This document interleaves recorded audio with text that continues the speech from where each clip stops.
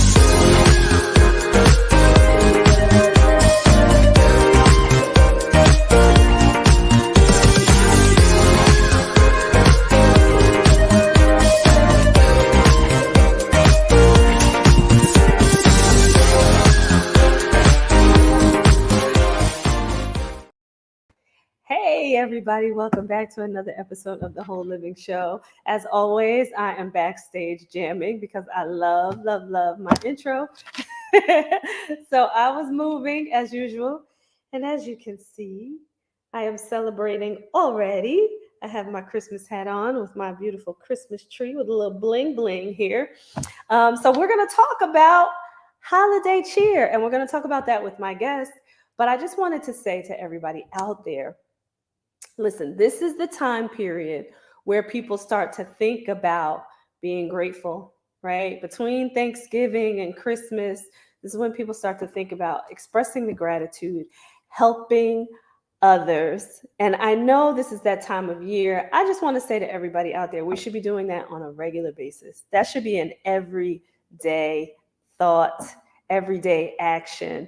But I know it kicks up, greatly during this holiday season. So if you're out there, get something a little special, a little extra for someone that you see. We mentioned, before we were talking about, helping somebody out in the grocery store. If you see somebody that has, something that they need to purchase, maybe you buy it for them, do whatever, God puts on your heart.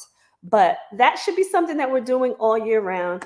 But I know it's the holiday season. People are in need. So get out there and help those who need your help. Or just help people in general. You might just put a smile on somebody's face. You'll make their day. We never know what somebody else is going through. And some gesture, big or small, doesn't matter, may brighten their day, may keep them from doing something detrimental to themselves. So just spread the cheer, everybody, now during the holiday season and every day. So I appreciate you all. I want you to put your hands together before I even announce her name. This beautiful young lady that's backstage, she's very special to me. She is my friend, but she's a powerhouse woman leader. And she has a book, she has a show. She has been around the globe helping people, doing exactly what I have been expressing. She has been out there doing it. She is in the life of service and servitude because she knows how God has been blessing her, and she is spreading the blessings along to other people. So we're going to get into a conversation with her about everything that she's doing, which is a lot. I don't even know if an hour, she's probably going to have to come back because I don't even think an hour is going to be enough time for us to get through everything that she is doing. She's an amazing mom. She's an amazing wife. She's an She has a career, excuse me. I didn't want to say employee because that's not who she is. She has a career. She's a business owner. So when I tell you she's doing it all, she's doing it all. And as mentioned, she's been spanning the globe in service of other people and making sure that other people are good. So I just want to bring in this room Mrs. Denise Chaney. Woo woo. Hello, hello. So I'm going to mention before we get started is that you all can catch Denise on Hidden Treasures on Monday evening at 8 p.m. You can find her on Facebook and YouTube, right? Facebook and YouTube on Hidden Treasures. Her and her beautiful cousin, Leoline Hines, they have a show. It's amazing. I've been on there several times. They get down to the real nitty gritty of things. They have some amazing guests on there sharing things that you all out there will need. So make sure you go out and support their show as well. So I just wanted to put that that out there before we get started, right? It's not a shameless plug because it's coming from me. So, but I wanted to put that plug out there for your show because I have been blessed to be a guest on your show many times and have been greatly enriched because of my time spent with you and Leoline. So I just wanted to mention that. Thank you, thank you, thank you. Wow, you said a lot. Who is that woman doing all of that stuff? Oh my God. I haven't even thought about it like, as you were naming them off. But, it's by God's grace that I'm even here. And I'm grateful to you. I love your show, the Whole Living Show. So we are considered whole people because God has created us as whole people. Some people say, well, I'm married and that's my other half. No, we're not. You're a whole person. That's right. And I love Tracy. So Tracy, I just want to give shout out to you. You have truly encouraged me, the Reset Coach. You have truly encouraged me. I am still taking time out at least 4 or 5 times a week when I'm not traveling. And I up in the morning and do the spiritual side. I do go to the back porch and still exercise, thanks to you. And look, and I did have an avocado today. I had avocado toast on healthy bread, multi-grain. We were thinking alike today because I did too for breakfast. That was my breakfast: avocado toast with a little pico de gallo on it. Yes. So you have encouraged me in the sense that, I consciously think about what I'm eating, whether it's kale or spinach or whether it's blueberries, strawberries, raspberries, and drinking water. Oh my God. Constantly have to tell myself, look. There you go. I always tell people, take it with you. That's it. Take it with you in the car, wherever you go. And I'm grateful, since we met and transformed her, have to give shout out to Dr. D. That's right. She's a good inspiration for a lot of what I do. I remember the question she asked us when we were in we were in transfer her, intentional me. And she said, well, what are we doing for someone else that's not a family member? I remember that question and I thought about it. I was like, do I do anything for anybody else other than my family member? And I think that was the push and the encouragement to drive me to do what I needed to do. Also, when we went through those processes and those training classes when we were in Dominican, and we talked about, letting go and throwing stuff away when we threw the rocks into the ocean. I remember that. And all of those things inspired me. She was also the push as to how my book came about, because we did a book with her. We did a conglomerate with Dr. D. But then I pushed and I said, I want to write my own book. I still want to tell my whole story. And, my book is called Overcoming the Past to Reach Your Destiny. And like I was talking about that rock throwing experience, that was really important to me as how I even got to this book, because I thought back to how humbling it was. Coming from Guyana, South America, I must give shout out to where I'm from. That same land that, what's their name again? Venezuela is trying to steal. Because right now there's a push for Venezuela saying that Essequibo, which is a part of Guyana, is a part of Venezuela, and it's not. It's part of Guyana. That's why I was born. And I'm truly encouraged, to be an immigrant, thanks to my dad who brought us here in 1978. And I came, and I thought back to, well, wait a minute, look, I come from humble beginnings. Why don't I tell my story? Mm-hmm. So Dr. D has surely been an inspiration to me as a woman, as a leader. You know, she's on multi fronts doing so many things. Yeah. Her Yeah. body is like, Yes. And listen, we have to mention this since you mentioned Dr. D, right? Like right, you wouldn't be here, you or I right, wouldn't be here on this platform if it wasn't for her programs and going through Transform Her and yes, really come having a come into Jesus moment with ourselves, right. right? And allowing us to tap into our God-given callings and purpose Hmm. that Hmm. I don't that wouldn't have happened for me had I not gone through that program. Right. And Yeah. it is sometimes, you get in life, you say, well, when I get to high school, I'm gonna go to college or I'm gonna go do something and I'm gonna do this because I want to make this amount of money. But you never really think, well, even though I served in the military for 20 years as a veteran, gotta give shout out to United States Army. I gotta Mhm. put the veterans out there. That's right. But And even we though I thank you for that. served in the military, you kind of figure, well, maybe that's enough. But Mhm. you're never finished, as she says. You want to leave a legacy. Mhm. You want to leave a legacy where you've impacted someone Yeah. else. Oh Yeah. my God. And that was encouraging for me to even do some of the things that I do. Yeah. Um, and having an impact in another woman or a child's life, and that's where I drew the strength. And I said, well, you know what, if Dr. D can do this and we can do a conglomerate book, Mhm. that's already the start of my book. Mhm. So why don't I just continue writing? I Continue love it. writing. So let's get into the book. Let's get into, why overcoming your past to get to your destiny. And I want to know why you chose, destiny because your business too is Destiny Builders. Yes, Mhm. yes. My business is Destiny Builder. So I lost my mom at a very young age. I was Mhm. 8 months old. My mother committed suicide. Mm. So sorry. So when she committed suicide, I had two older brothers. My the Mhm. oldest is 3 years older than me, and my brother right above me is a year older than myself. So I was 8 months when she committed suicide.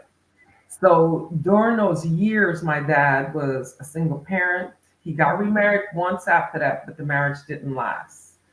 So when I sat back and I started thinking about those type of struggles that I came from a country like Guyana, which Mm. is the only English speaking South American country. People think, oh, well, you from South America, so you speak French, you speak Yeah. Spanish, do you Yeah. speak Portuguese. Portuguese? No. Yeah. We're the only English speaking South American country because we used to be called British Guiana Mhm. before it was Guyana. So the country became independent about, I want to say, probably about 8 months after I was born. Mm. Because even though my birth certificate said British Guiana, of course, by the time I grew up, it was called Guyana. Mhm. So that book was an inspiration because of some of the struggles I had along the way. I Mm. was separated from my dad for 6 years. He came to the United States in 1972, December, actually this month, in the middle of a snowstorm. So Mm. he left the country where it stays 80, 85 degrees, right? And he lands in the United States in the middle of snow on the ground at the age of 30 something, Yeah. So he comes because he's married, remarried now. And my stepmother at the time had a big job in Brooklyn, New York, because she was an RN. So Mm. she got a job in the United States to come here and work. And that's how they ended up coming. But we Mm. didn't get to come at the same time because it's a process to bring your children. Yeah. So he has three, at this point, he has four because somewhere along the line, my sister was born. I don't even know the whole story. She's 4 years younger than me.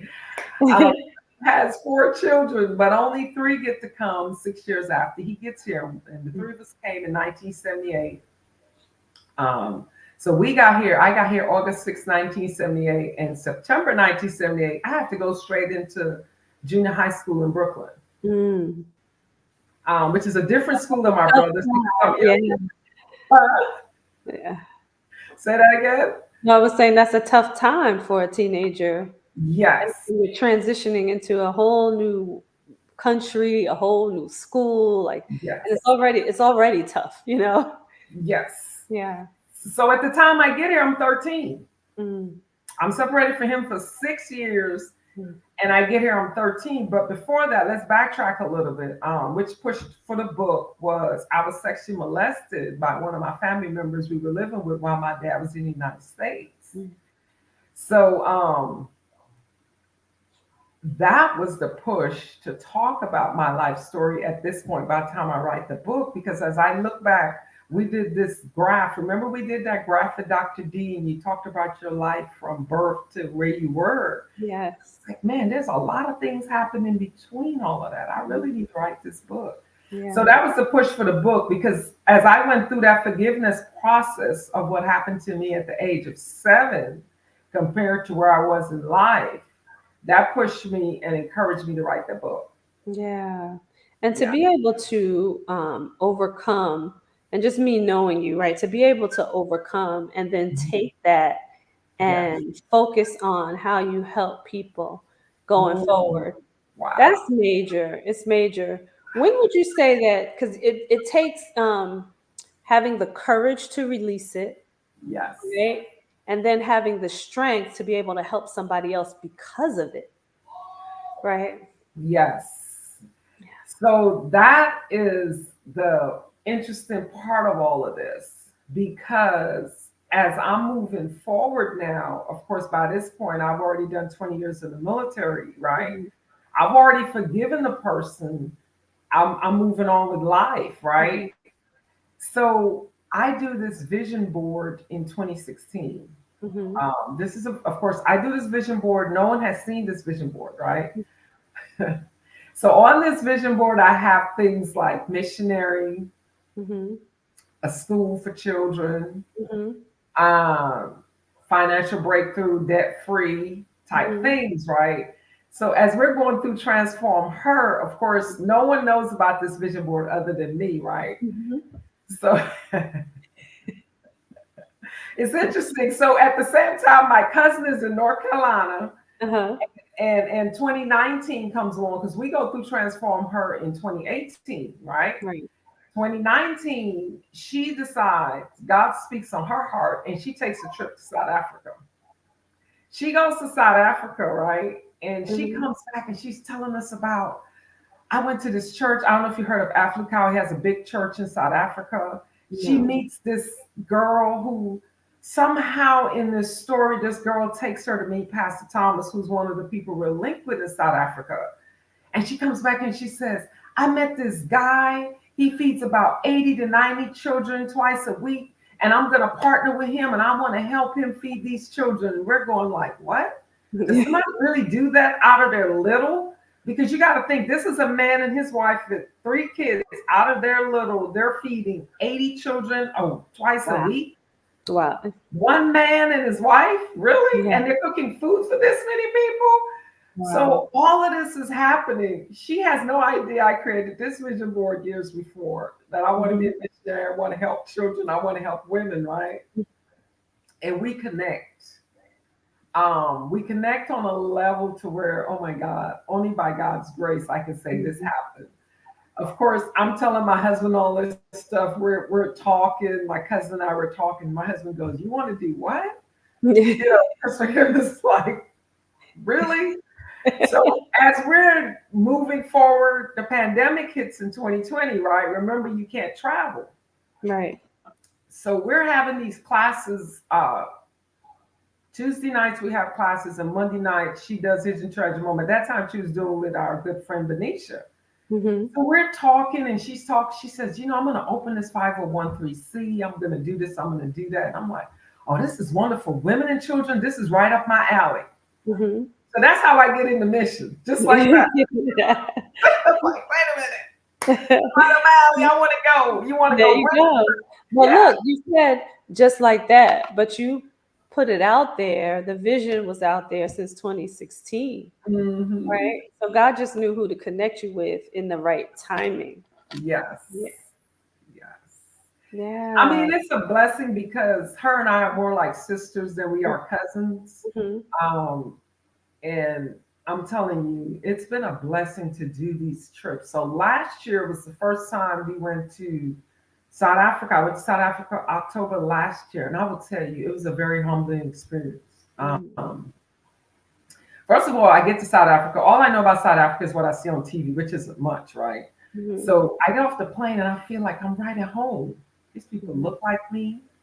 This is my kind of people, right? And it's a very developed country, right? So we get there, we connect with Pastor Thomas, and I don't know if you saw the pictures. We fed and communicated with about 100 and some children. Yeah. And it was like looking at myself at that age at some Wow. point, as Wow. we are able to feed and talk with them about the word of God and minister to them. And I met Pastor Thomas in the flesh, him and his wife, Mm-hmm. and they're such a beautiful couple, anointed, and just encouraged to keep doing it. Yeah. So we go there for, I don't know, it was 12 days or something like that, and then get to go see where Mandela was from. Mm. That was also very emotional and humbling. The prison that he was in, the house he grew up in, is now a museum. Mm-hmm. So all of those things are very instrumental, because I want to give back. I want to still give back after you go experience that. You're like, yeah, I want to go do more of this. Yeah. Yeah. Like, wait a minute, It's this like, is like my yeah. purpose. It's like, what? Yes, yes. It's the adrenaline too, right? That comes Yes, with really yeah, being, and it's in a good way, you know what I mean? Like yeah, just that comes with being able to give to other people and see, their happiness come from it, that you're giving somebody a piece of joy. And sometimes it's just the simplest things, right? It's a lot of things we take for granted in this country. When mm, you go outside of this country and you see yeah, how humble, for one, people are, and how yeah, grateful they are to yeah. receive what you're giving them without, and they don't ask No. for these things, right? But they're just so grateful to receive it. But they're just out there living life joyously.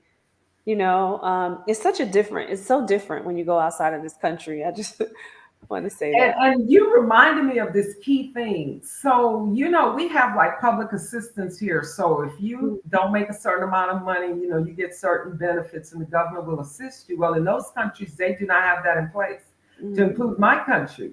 But I Mm-hmm. remember as we were preparing for that trip to South Africa last year, so we asked Pastor Thomas, well, can you talk to the children? Like, what would be some of the things do they want, right? Mm-hmm. You know what some children said they wanted? What was that? Kentucky Fried Chicken, uh-huh. a Coca Cola, a doll, stuffed animal.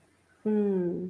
If that doesn't touch your heart, I don't know what will. Yeah. Unlike over here, you ask a child, like right now, if I was to go up the street and ask a child, well, what do you want for Christmas? I'm sure it would be something electronic, Mm-hmm. would be money, Mm-hmm. it would be some extravagant things. Mm-hmm. These children just wanted simple things Yeah. we take for granted that we have access to. Yeah. Yeah. And to see that child eat that hot dog, because we served them some hot dogs, right? We Mm-hmm. served them some fried chicken. We were able to get some Coca Cola, and just Mm-hmm. the joy on their faces. Oh. And the Yeah. little dolls that we were able to get them, some shoes, socks. And that was one of the things my cousin talked about when she first went there. She gave some children some socks, Mm-hmm. because she had packed some things in her suitcases. Because this is what we do. So we'll ship barrels, but we'll still carry like one suitcase worth of extra Right. stuff. Even after we ship the barrels, we're still Right. taking more stuff, right? And she gave this kid, she said the first time she was there, some socks. And you would think she gave the child like an electronics or a piece of Mm-hmm. gold. The child was so happy just to get a pair of socks. Mm. Wow. A pair of socks. Yeah. Just something to keep their feet warm, because I think it's June and July. It's cold in South Africa. Where it's hot here, it's cold there. Right. Okay. So we Wow. went in October. It was warm in October. Mm-hmm. And just the little things these children were grateful for. Yeah. Yeah. Um, Fast forward, I also went back to my country twice since then and did some mission trips. And that was humbling too, in a sense that because that's where I was born, right? So I go back there and I'm able to see some family members while I'm there, but I'm able to be boots on the ground in some orphanages. Didn't even know my country had orphanages. Wow. And Yeah. how significant was that, to be on the ground helping and serving, the country where you came from? Like Oh talk about that feeling. gosh. Mhm. Um, I hold it together. So it was my cousin, one of our friends named Cindy, that went to the orphanage, had the little children, right? So there was some children from infant to about 4 years old that we came in contact with in one of the orphanages. And you can tell that the children haven't been held. You know how a child, when they're small, they get, parents are gonna hold them, grandparents are gonna hold them, right? So you can tell these children don't get a lot of handheld type of affection. So at one point, I had at least three children in my hand. I had to sit down. So I picked up one. Then another one wanted to be picked up. Then here comes a third one. By this point, I have to sit down because I can't hold up like three toddlers, right? I'm Yeah. not that strong. Yeah. And I'm trying to hold it together because I'm crying inside. And then at one point, like, oh, the tears is coming up. These children can't see me crying. They can't see me crying. I'm just here, to be a blessing. And it was very emotional. And talk about, listen, when you think about the simple things, like you mentioned, what the kids wanted in Africa, and you Mhm. think about the simple things, those Yes. children at the orphanage in Guyana just wanted love. Like they just wanted human touch and to know that somebody cares. Yes, it Yeah. was. Oh, wow. It was. Ooh, I'm thinking back now as I'm looking back as when we were there. So one of the little girls, we had packed bags. So what we do is we pack these bags. Like when we Hmm. get there, we'll put snacks in it, right?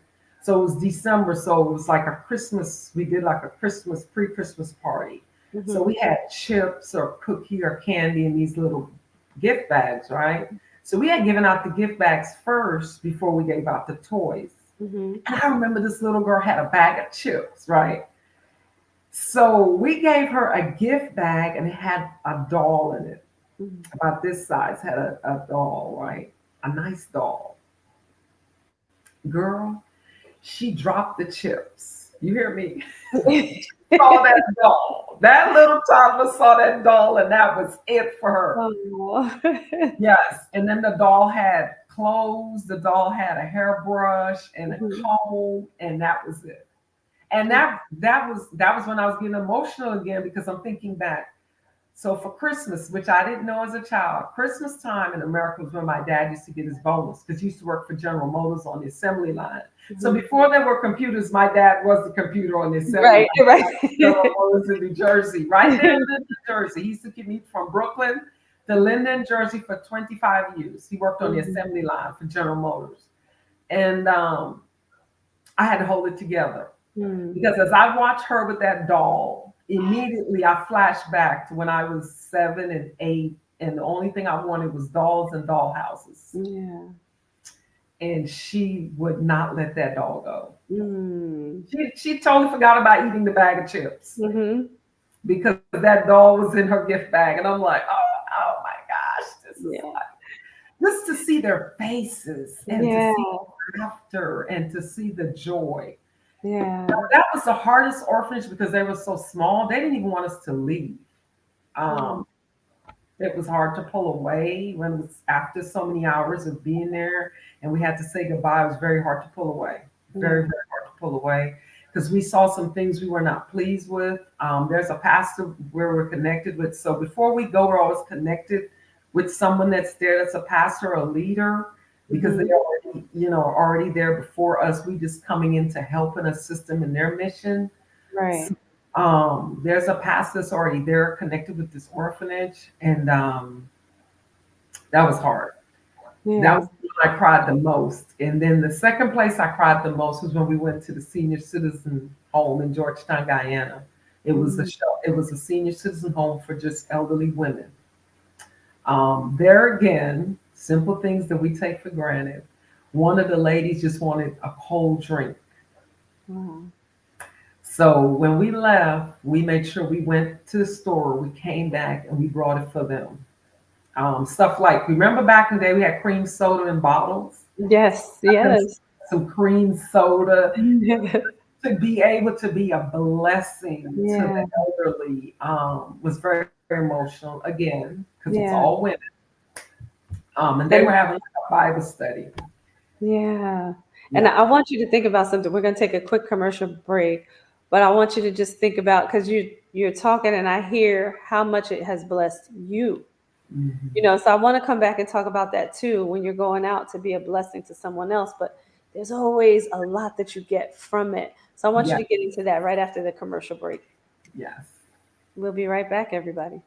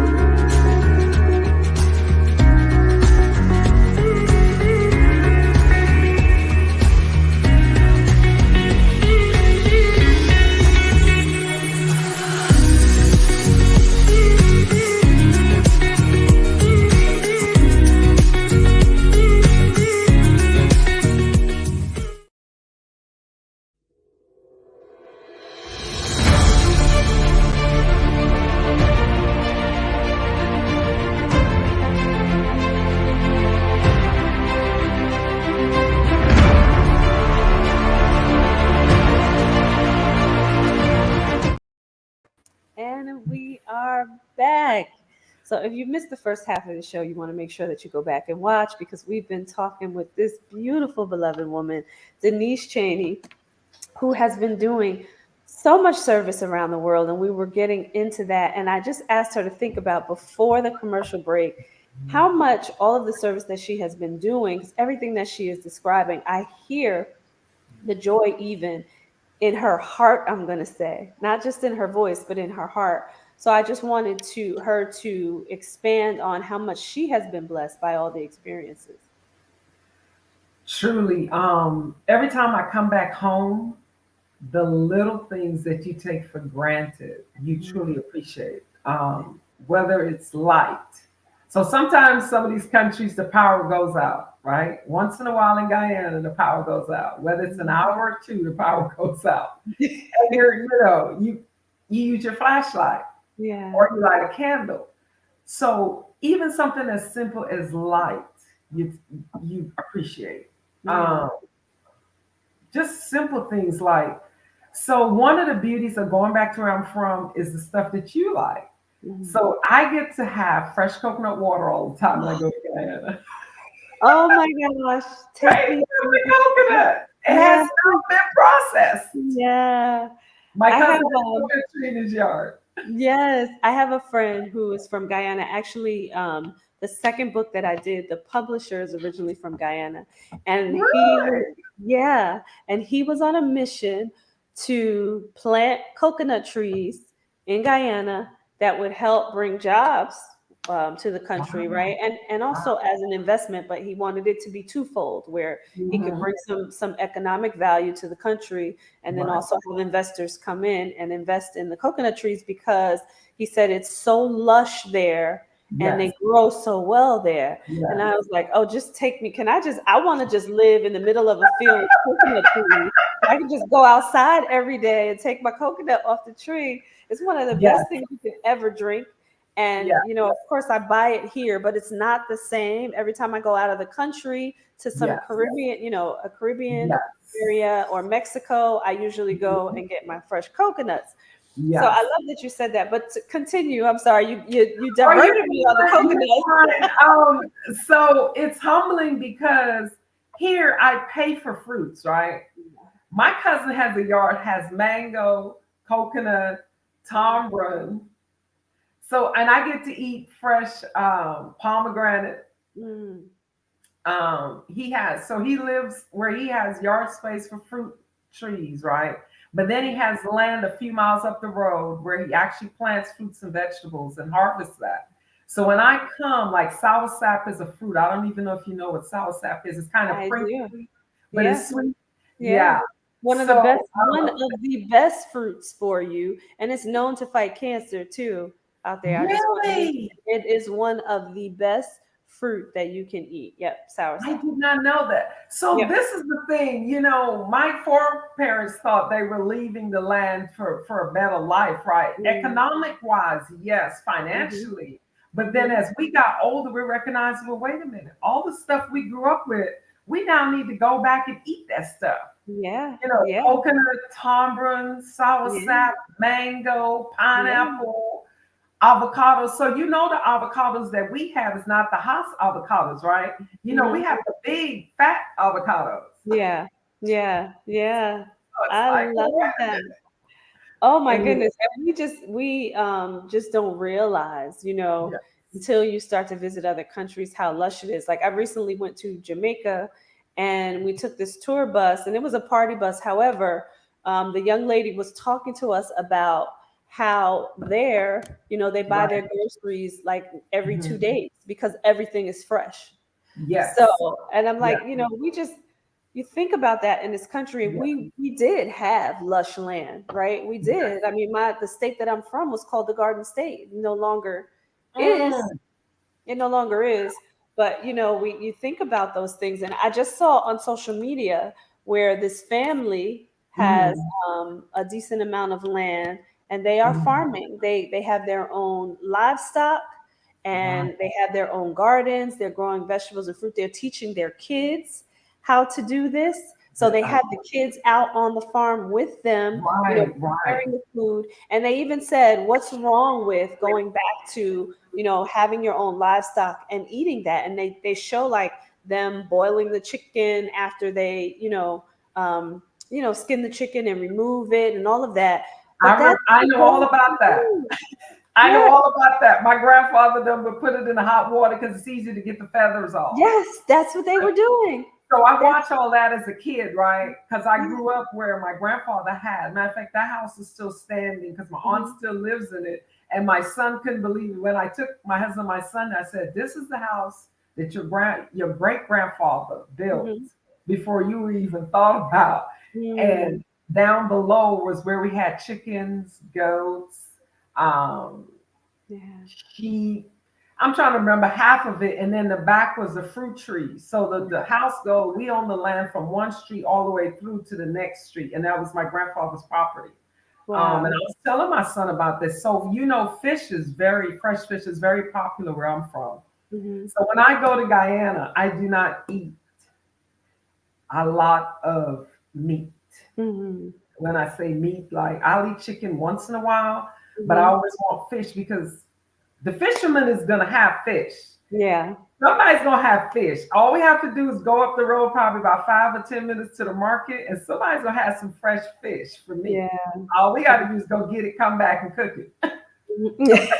Snapper fish, butterfish, you know, Yeah. a lure of seafood. But Yeah. when I go back and have to, and I go for the missions, I always make sure I take a few days just to go back and just to reflect and be grateful. Yeah. um, and sow those seeds back into because I still have cousins there. I actually stay at my cousin's house, so we don't have to pay when we go there. We don't Mhm. necessarily pay to sleep Mhm. in Georgetown. We did because of a certain point of the amount of mission places we wanted to touch. But I do not necessarily have to, if I didn't want to, pay to Mhm. stay anywhere when I go to Ghana because I have so much family still there. I can always sleep at their house. And Yeah. they're Yeah. like, yeah, come Well, on in.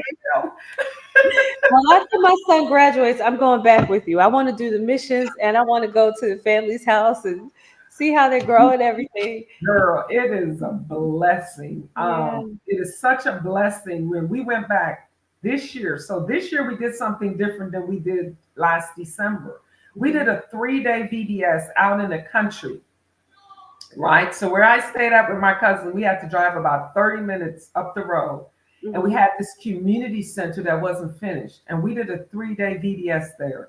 We started the first day with about 250 children came to the VDS. By the Wow. third day, we serviced 349 children with school Mm. supplies and food. We ran out of food for the grown-ups on the last day because Wow. the lady that cooked for us, I guess she thought she cooked a lot of food. Mhm. It fed the 349 children. The grown-ups that did the VBS didn't get food. We got snacks, but didn't get food. And it was so humbling because Yeah. the joy on the children's faces, they got backpacks, pencils, notebooks. So we had shipped barrels. We shipped about 6 barrels from Lily Hines International Ministries, my cousin's organization. Mhm. Her aunt her aunt was a missionary for 20 some years. So let me give you some insight. Her aunt was a missionary for 20 some years. So some of what we do, we call Aunt Stephanie. We be like, hey, Aunt Stephanie, da da da da da. We get tips from her because she Right. did it before. Yeah. So Aunt Stephanie shipped about 9 barrels. We shipped about 6 barrels to Guyana. So we gave out about 15 barrels worth of items this year. Wow. And it was just I mean, just think about the number, 349 children. I mean, whoa, what a blessing. What a blessing. And how could you not be blessed by something like that? To know yes, that you are changing the lives of yes, the next generations to generation, come. yes, Yeah. yes, yes. Wow. How amazing. So in Guyana and Africa, when God said be fruitful and multiply, those Mhm. countries literally took it and ran with it. So I have a brother that has 7 children. Mhm. I had an aunt that had 9. I have a Wow. sister-in-law that came from a family of 16. Wow. She's child number 10 of Wow. 16. Wow. So when you go to these places, and like I told my husband, my husband, my son, and I live here in Georgia, right? You know, my Mhm. bonus daughter's 12 years older, so she's ahead of her brother. Mhm. With just 3 of us in the house, there was no such thing in Guyana. There still isn't just 3 people in a house, really. When I Yeah. go to Guyana to visit my cousins, the neighbor kids are always coming through the yard, the friends' kids, like the kids everywhere. Yeah. Literally. So that's how you know how blessed you are. That's just Mhm. me, how I look at it. You know how Mhm. blessed you are when there are young children around Mhm. and laughing and happy. Mhm. And I tell people this, my cousin that I visit and I stay with when I'm there, and I wanted to cry. Because when she does it, we don't live that way here. Like Mhm. she goes to the store, right? She says, "Oh, I got to go get some bread, or I have to go get some or whatever." Do you Mhm. know that when she goes to the store, she doesn't just pick up for herself and her family? Yeah. She picks up for the neighbor next door. Yeah. She'll yell through the yard, or she'll call and say, "Do you need this? I'm going to the store." Mhm. She just don't go buy one loaf of bread. Yeah. And when she bakes, she don't bake one loaf of bread. She bakes about 3 loaves of bread, and she Yeah. gives out bread. And I think that's a cultural thing for us too. I grew up with my grandmother's first cousin. She Hmm. had she had 12 kids herself, Hmm. Hmm. and in the projects, right? And they Yes.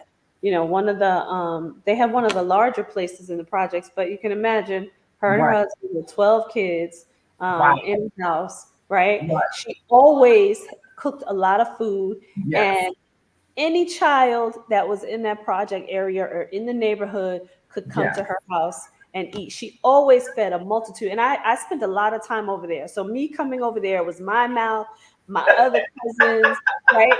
No, like I understand what you're saying. Like she always fed Right. a multitude of Yes. people. And it Yes. passed down to her children too, because they do the same Hmm. thing even Right. now, you know. But it's Yes. just amazing Yes. to just be so selfless, right? And say, you know what, Hmm. whatever I have to give, I'm going to give so that no Yes. child is left behind. No. No. Yeah, yeah. It's an experience to watch. I'm grateful that my dad. So let me give you a little backdrop. My dad was 15 when he graduated high school, so he had graduated ahead of his peers, Mm, right? And that step of graduating early ahead of your peers back then, the community got together and gathered money together so that he can go to school in the city. mm, So when I go back there and they say, "Oh, They'll go like, "You're Winston Hazel's daughter? Oh, we know Winston. You're Peter Hazel's granddaughter. Yeah, we know you. You do look like a Hazel." So it is like generations of my family have lived in this town for decades. For Yeah. decades. So we are still known there. Like when my uncle passed, when I went back in 2017 for the funeral, I always remind my husband of this. I said, I wish you could have been there because I've never been to a funeral like that in my life. Wow. So we had the funeral, and the day of the funeral, it was so many people because my uncle was 80 years old. It was so many people that the streets were blocked. For Wow. people that was driving through, we had to ask people to get out of the way so that the people can drive through because people gathered. They knew Uncle Kenson from all these years, and people came from all over. It was Wow. like hundreds of people just like bombarded on Kanji. The area I'm from is called Kanji. So they Yeah. just like bombarded and came, and there's no place to fit the people. They end up in the streets. Yeah. Like Let the hundreds life of people. let the life I've lived speak for me. That is definitely what that is right there. When you have people showing up like Yeah. that in numbers like that, that's based on the life that you've lived. Yeah. Yes. How Yes. And amazing. it's a blessing. Mhm. I'm grateful to, and my dad also spearheaded me into missionaries, and I shared this with Dr. D, and she reminded me the last time I talked to her, it's about a year or so ago about Mhm. it. When my dad used to go back to Guyana, so my dad would go back when he retired, and I didn't know what he was doing. Mhm. So he would go back to that same school he graduated from, I was telling you about, right? Mhm. And he would put money back into that school. They even have a library in his name, and he has given school books and he has helped them with computers and stuff for children. So Mhm. he had spearheaded this mission idea that I already had in my head when I created this visionary board in 2016. Because I have the pictures where he would give the money to the school or he would go buy the supplies and the teachers and stuff like that. So Mhm. that encouraged me because even his own children, when I found out about it, he had been doing it for years. He was Wow. going back into Guyana, sewing back into other children. Wow. He used to do the same thing.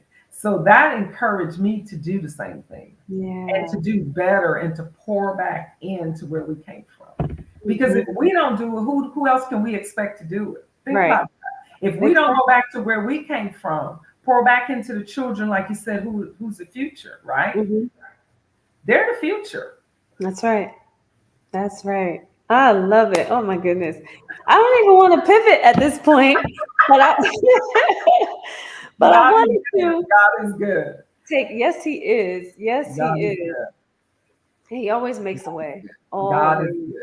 He makes and a way. and like I tell people when they donate to us, like my book, like money from my book, I Mhm. don't even keep it for me. I use it for Mhm. missions.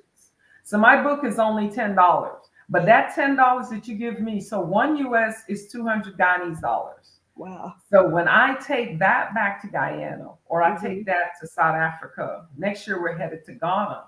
Mm. That money is used to bless someone else. Yeah. Yeah. Yeah. Yeah.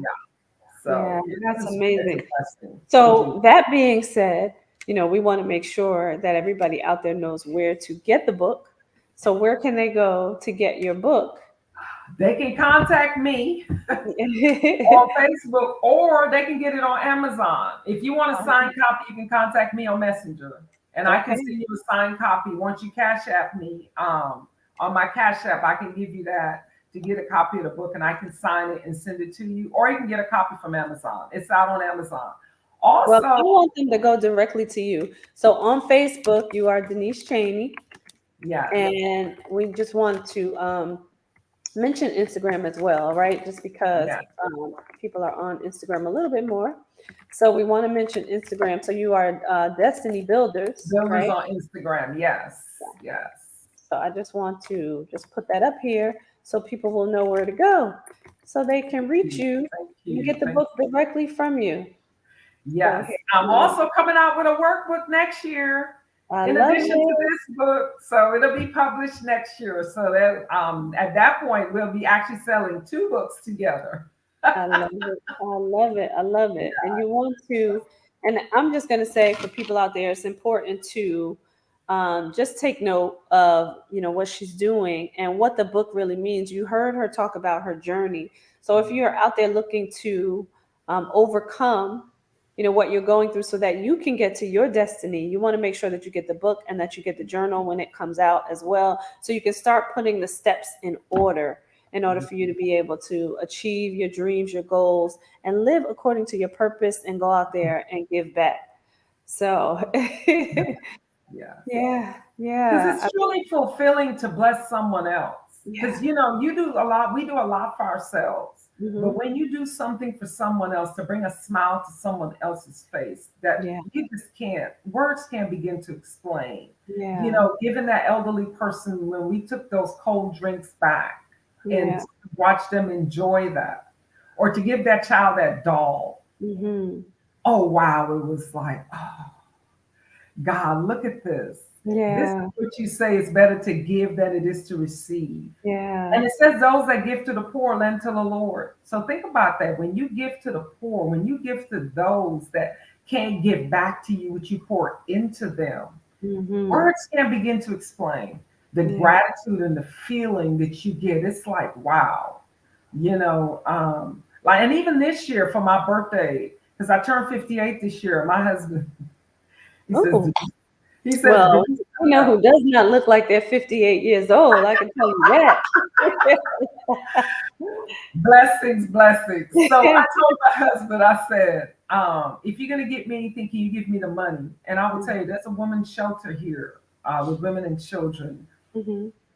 And just in being faithful and hearing God in that, I took the money, right? And I went and got stuff that I know a women and children's shelter would need. Wow. So we were at a flea market in Alabama the week of my birthday. And I'm looking for like Pampers or no, it wasn't Pampers, it was like tampons or pads or whatever for women, right? Hmm. We come across this Caucasian couple. And this man and his wife says, "You're looking for what?" I have storage of like Depends for women. And I've been trying to figure out what to do with this stuff. Hmm. I got so if you can meet me at my house. So my husband's like, "Meet you at your house? Really? We don't even know you, right? Right. I don't know these people. We just happen to be at the flea market, right?" Right. I got packages and packages of Depends, and I've been trying to figure out what to do with it. I said, "Sir, I know a woman and children's shelter. We can get this stuff to the people, right?" He said, Wow. "Meet me at 2 o'clock at this address." So my husband is like, "This is interesting, right?" Because you're talking Alabama, you're talking about going in the country, right? That road and that area we've never been. Right.